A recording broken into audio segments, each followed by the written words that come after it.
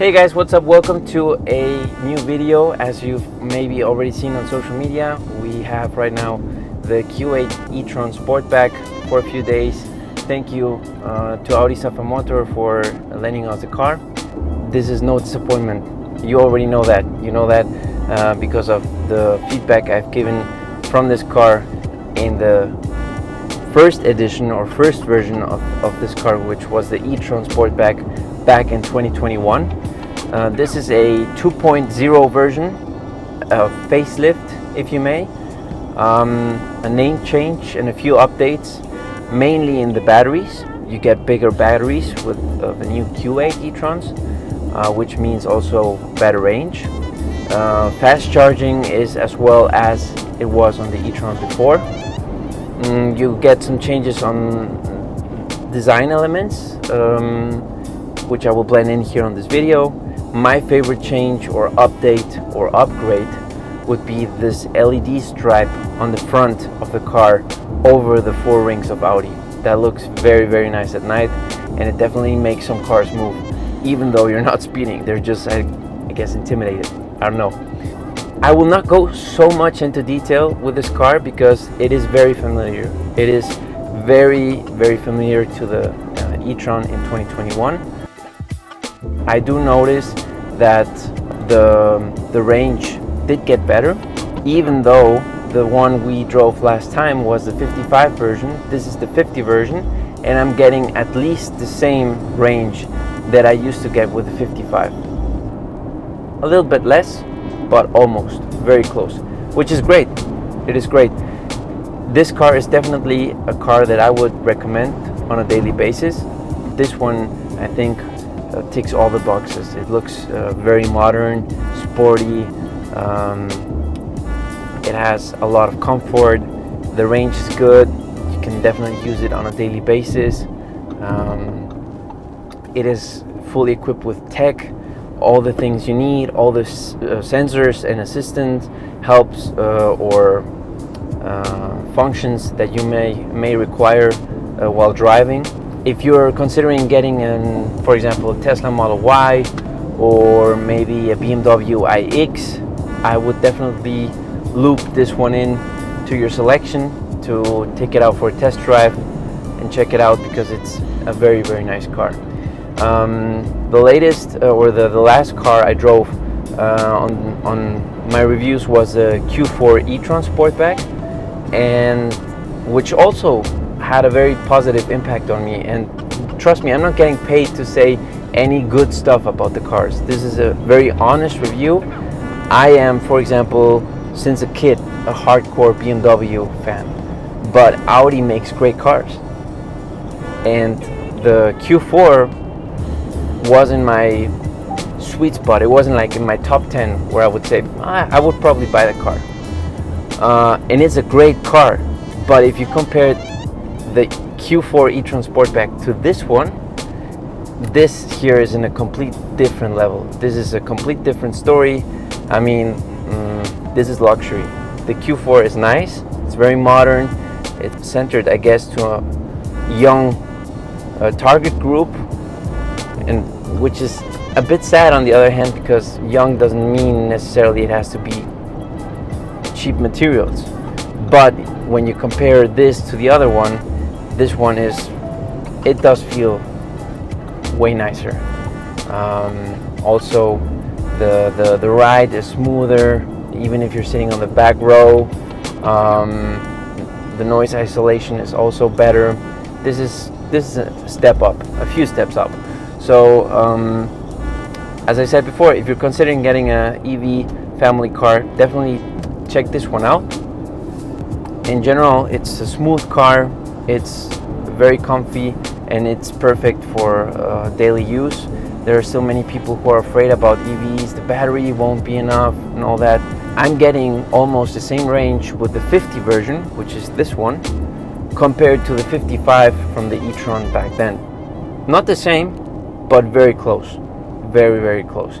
Acceleration, top speed, the ride, the comfort, how dynamic it is, the different drive modes.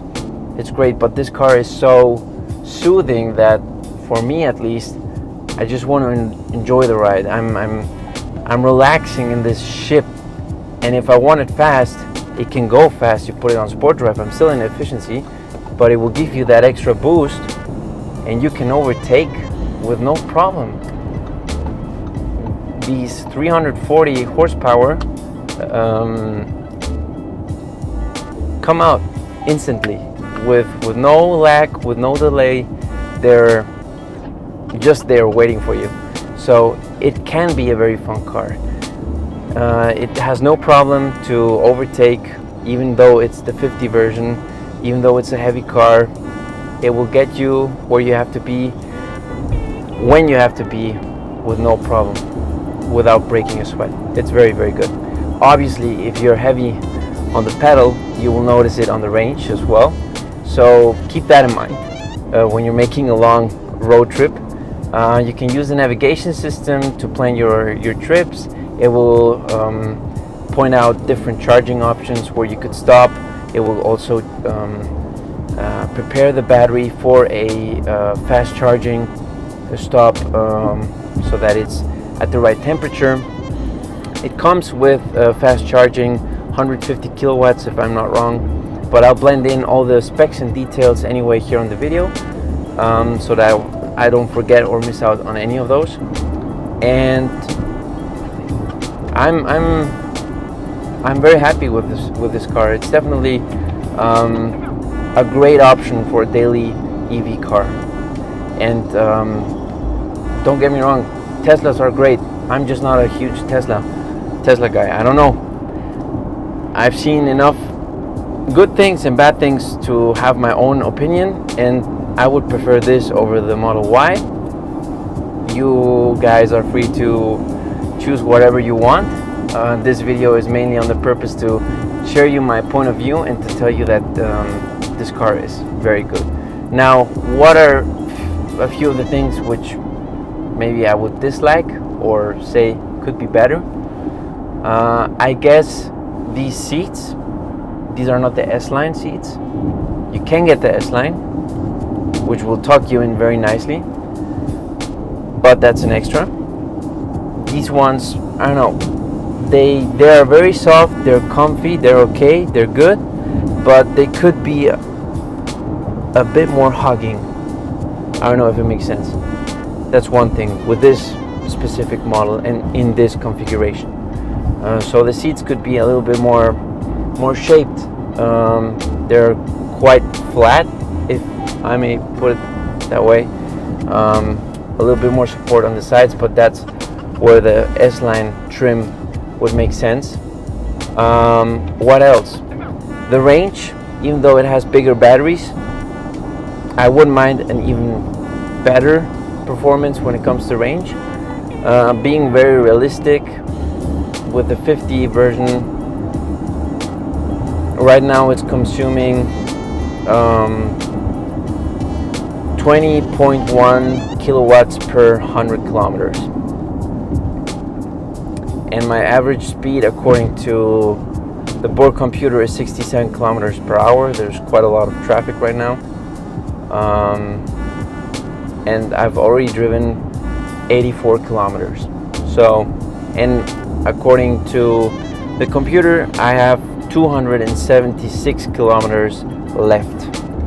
So, and this is all with one charge, apparently. I'm saying it's not bad. There are cars that can do it better, and I'm quite sure the newer versions, which will come out in a few years of this car, will be better. It's the same when it comes to tech and gadgets and everything that has to do with technology in general. The first phone had these and these functions. The next generation will have 4 functions and way better and faster than the first one. It's the same thing we see with the iPhones. So with this car, it's not going to be different. But right now, if you want to buy it now, it's definitely better than it was back in 2021 when it comes to range. The fast charging experience was great. I charged it last night. I was charging it, I guess, for an hour, a bit under or over an hour. and it gave me I think I was at 20%, and I charged it up till 85, 86. So yeah, summing it up, material and design wise, 10 out of 10. You're getting a lot of car for the money you're paying. It's a lot of money, but it won't disappoint. I like the interior design. I like the spec. The panoramic roof is very nice. It brings more light into the cabin. I wouldn't go for a black outside, black inside. I would go probably for a silver outside and a caramel brownish interior, but that's just me. Handling wise, it's great. Obviously, don't get me wrong, this is no race car. It's a big, heavy EV, but it's very comfortable, and it can do any overtakes that you might need on a regular day. Integrating into the highway, no problem. Everything that you might expect from a car that you need, you will get it. And since it is an EV, the performance will come instantly. Design wise, I would give it a 10 out of 10. I personally love the design. I love the way this car looks. And range wise, I would say 8.5 out of 10. Could be a bit better. I know they can do better, and it will probably just come with time. So anyways, that's it from my side, guys. Thank you very much for watching, and I guess I'll see you on the next one. If you have any questions about the car, if you want to see the detailed insights from the video I did back then in 2021, which is very similar car to what it is today, I'll link the video in the description of this one, and I'll see you in the next one. Take care.